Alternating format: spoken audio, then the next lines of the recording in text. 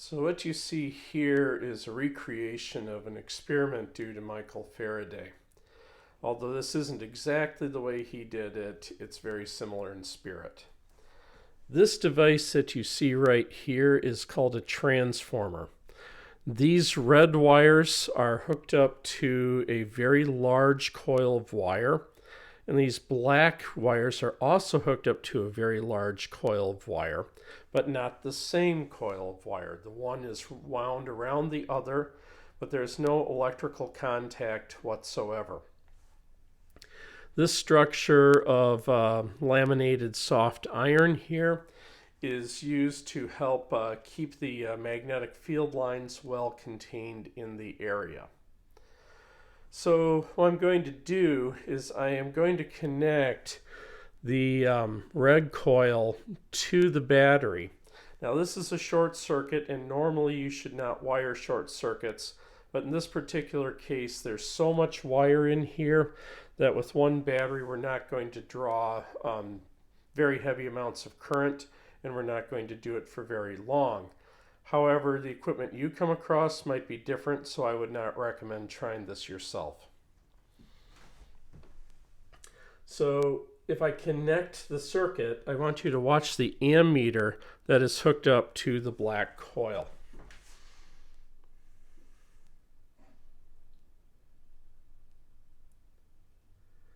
So you see what we had is we momentarily had a current. And when I disconnect it, we momentarily see a current the other way. All right, let's flip the direction of the battery and see what changes.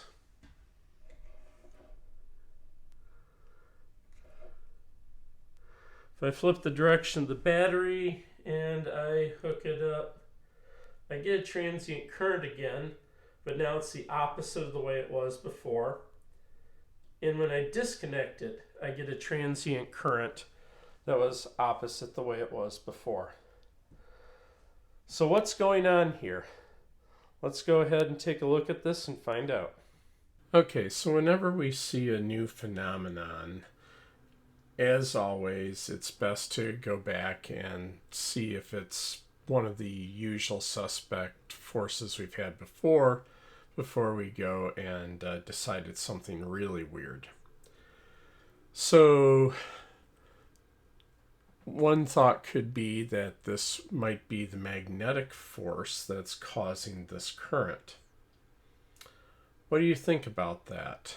Pause the video and get back with me. All right, so it can't be the magnetic force.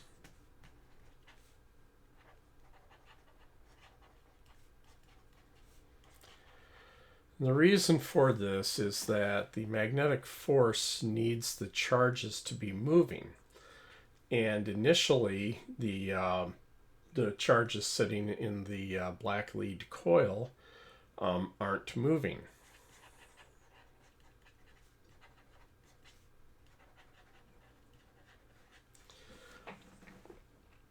All right, so what else could it be? I mean, gravity seems out here.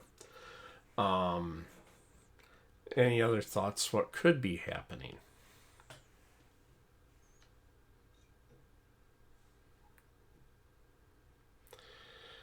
All right, so what Faraday came to a conclusion was that this was indeed the electric force that was moving the charges around. Just like we've always seen move charges around in wires, he figured it must be that somehow the fact that when I connect the red leads and I make a magnetic field, while the field is changing, I'm making an electric field. So while the magnetic field is changing, I'm making an electric field. So that would explain the transient nature of the current, because once we've built up a complete magnetic field, there's it's not changing anymore, and so then you wouldn't have any electric field to shove the charges around. This would also explain why we saw a transient current when we disconnected the battery from the red coil, because then what's happening is a existing magnetic field is having to collapse down to zero. So again, you're having a changing magnetic field, and so Faraday reasons that while this magnetic field is changing, we're creating an electric field. And this actually turns out to be the case. So let's say that our magnetic field is contained in this region here. And for simplicity's sake, we'll say that the magnetic field is pointing into the screen. If it's pointing out of the screen, just reverse all the directions. With experimentation, what was found was that if the, and actually before we go too far, just let me copy this real quick. There we go. What was found through experimentation was if the magnetic field strength was increasing, we did indeed create an electric field while the magnetic field was increasing. And this electric field, actually, let me make the spacings a little bigger here to start, or we're going to be drawing forever. This electric field is circles. You can clearly tell they're circles from my amazing art.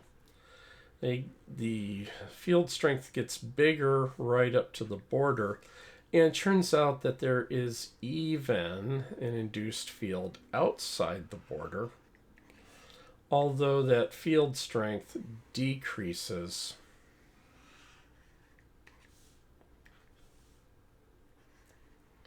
the farther out we go. And it turns out that if the magnetic field strength is decreasing, here let's actually just try very carefully to just copy the whole thing. I think that'll be easiest. There we go. Copy. Paste. There we go. So if the magnetic field strength is decreasing, then what happens is that our induced electric field, is what this is called, points clockwise rather than counterclockwise. So let's go and erase all of our arrowheads. This is still probably better for all involved if I do this rather than try to draw a whole new thing.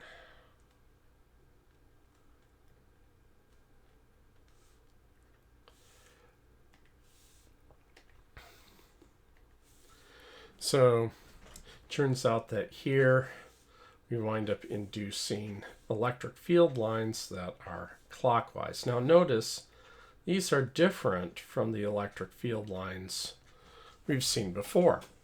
Before, we've only ever seen electric field lines either start or end on electric charges, but here we've just got field lines that are just looping on themselves, so they don't start or stop at any particular charge.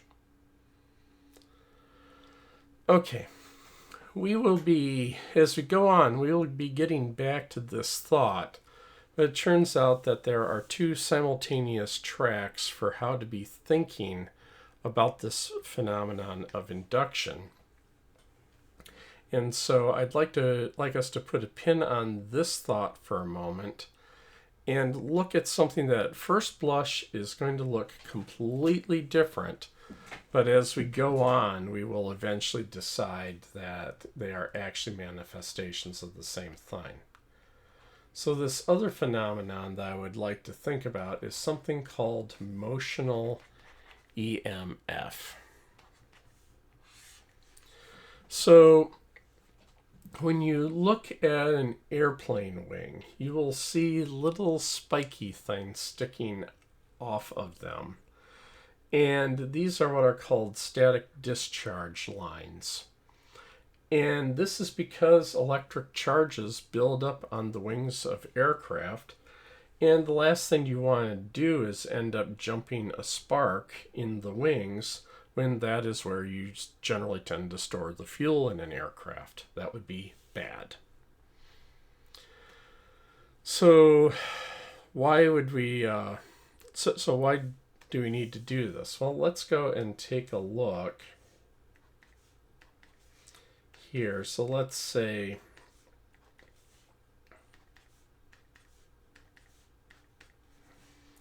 so again, we'll do an initially here. Magnetic field, we'll say, is pointing down, which is certainly true in the mid to northern latitudes of the northern hemisphere. It's mostly down and only a little bit north. Then finally, when we're at steady state, we'll look at what's happening over here. It turns out that what's going on is very similar to what we were seeing with the Hall effect, except that now what's happening is we're moving the conductor. Airplane wings, after all, are made out of usually aluminum or something like that. So here we've got ourselves an airplane wing, and let's say it is moving with velocity v here. Alrighty, so so if we think about an electron, say one that's just sitting right here, which way is that electron going to feel a magnetic force? Go ahead and work out the right-hand rule and get back with me on that. Okay. So our electron is moving with the airplane wing, so it's moving to the right. Now remember, when we do the right-hand rule on this, we have to put the our index finger pointing to the left, because this is a negative charge, and we put Q times V on the index finger. So a negative of right is left, so you point your index finger to the left. Rotate your hand around your index finger until your field fingers line up with the magnetic field, and the force on your thumb points down like so. So that's going to be happening throughout the entire airplane wing. So basically, the entire electron cloud of the conductive material of the airplane wing is going to shift. And so we're going to start building up positive surface charges on this wingtip here and negative surface charges on this wingtip here. This sort of phenomenon, by the way, also happens with the helicopter blades. This is why if you ever watch video of, say, Coast Guard rescue swimmers saving boaters who went out in sea states that they had no business being in, if you watch, you'll see that they always drop a guy wire down to the water first before the rescue swimmer jumps in. And this is because there is a separation of charge across the helicopter rotors. So the body of the helicopter is at one charge and the tips of the rotors are at the other charge. So this means that you have a risk of when the rescue swimmer jumps out of the perfectly good helicopter, that they would be carrying charge with them and that they could get a very serious shock when they ground themselves with the ocean when they touch it. So what they do instead is they drop a cable down first to make contact with the ocean so that you can ground the helicopter, so that you don't have any risk of the rescue swimmers carrying charge on them. All right, so what is this going to mean for us here? Well, eventually we will get to a state where we will have our airplane wing continuing to move to the right, and we now will have built up positive surface charges on the upper wingtip and negative surface charges on the lower wingtip. So now let's think about if you are an electron, say in here. We've already worked out that we have a magnetic force pointing down, but it's also the case that we have an electric field inside the airplane wing that's running from positive to negative. So which way will the which way will the electrons in the airplane wing be feeling an electric force due to the surface charges? Yeah, so remember that if the electric field points down, the electric force is equal to Q times E. Q is a negative number, so the electric field is pointing down, but that means that the electric force that we end up feeling points up. And if we're in steady state, these two forces will have to cancel. So this will let us figure out eventually what the voltage is across the wingtips, and it can be substantial. So we'll just go ahead and demand that the electric force equal the magnetic force. So this will be equal to QE here, and this will be equal to QVB sine phi. We're just getting the magnitudes, not the directions here. So we can cancel the Q's, and we're left with the same kind of velocity selector relationship we saw before. But now what we can do is, we know this electric field is running the length of the airplane wing. So we'll just mark that L there.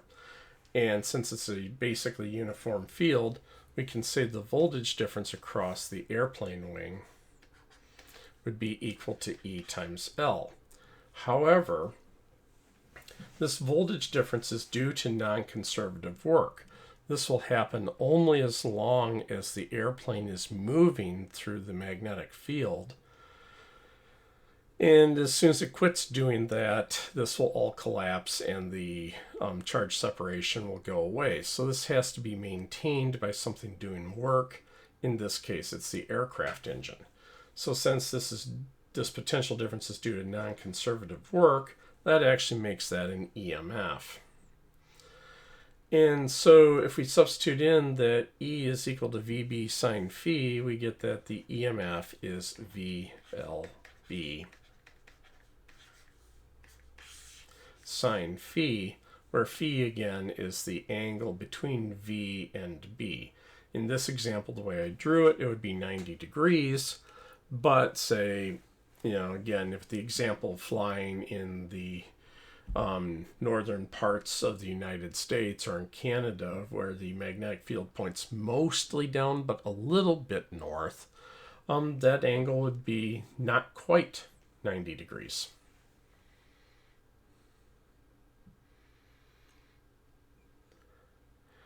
So we can do something like this to make the world's worst generator here. And I say this is the world's worst generator because we won't be able to run it forever.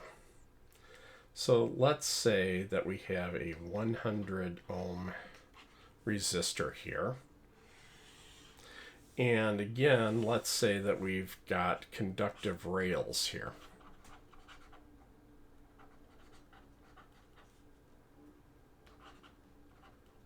Oops.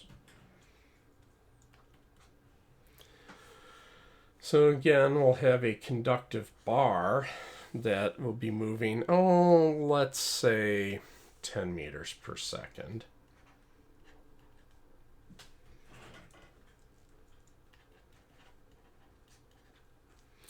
And let's say that we have our magnetic field pointing into the screen, like so.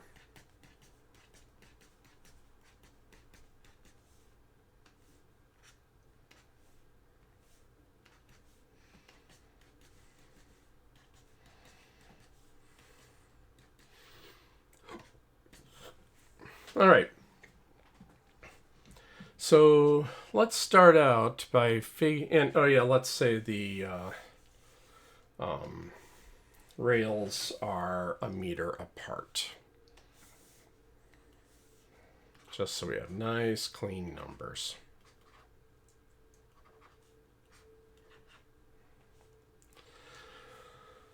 All right, so the first question will be, what is the magnitude and direction of the current that's flowing through the resistor?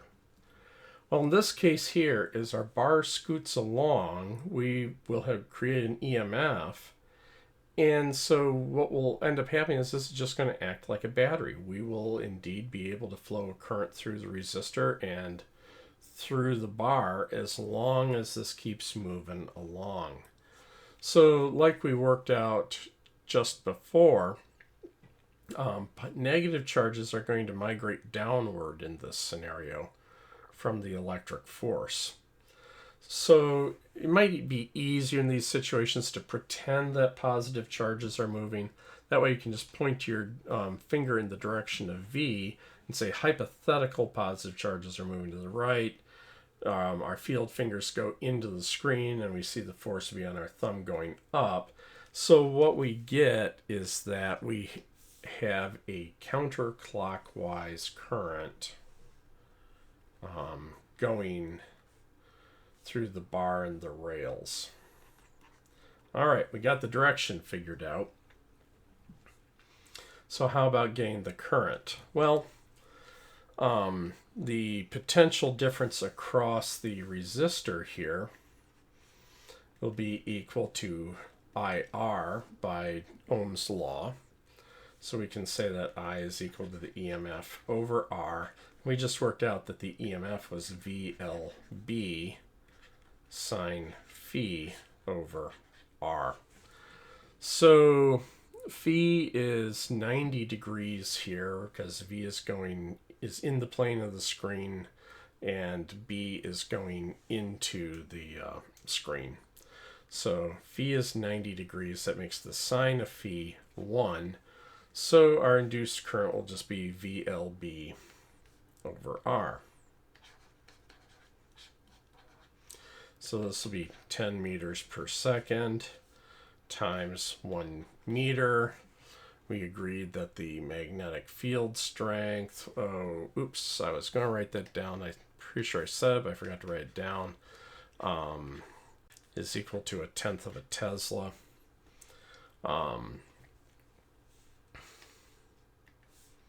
So we'll put in 0.1 Teslas. And we said that the resistance was 100 ohms.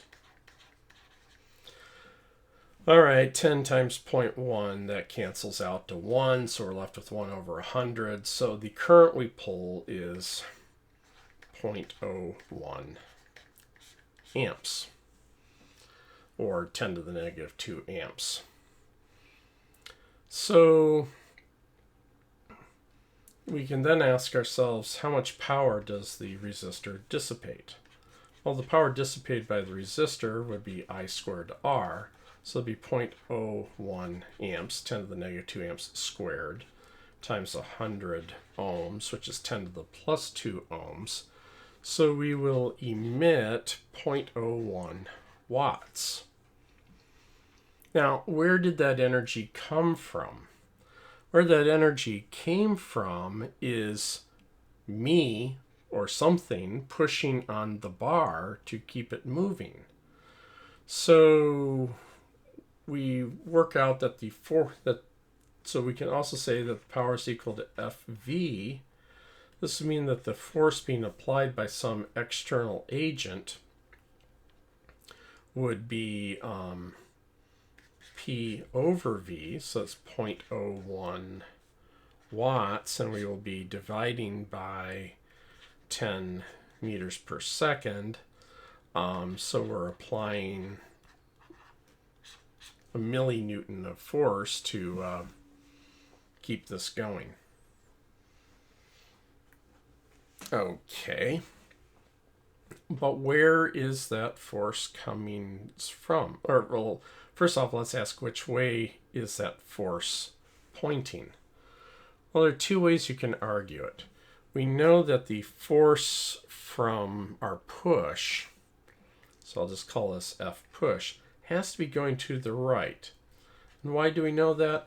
So we know that whatever it is we're counteracting has to go to the left. Otherwise, we'd be building a perpetual motion machine of the first kind. That's a machine that could run forever without additional work. So whatever force it is we're trying to counteract, it has to be pointing to the left, so the force of our push has to be going to the right. Well, what's the force that we're trying to counteract? Well, that turns out to be the magnetic force, right? You've got a current going up through the bar, and you have a magnetic field going into the screen. So go ahead, do the right-hand rule.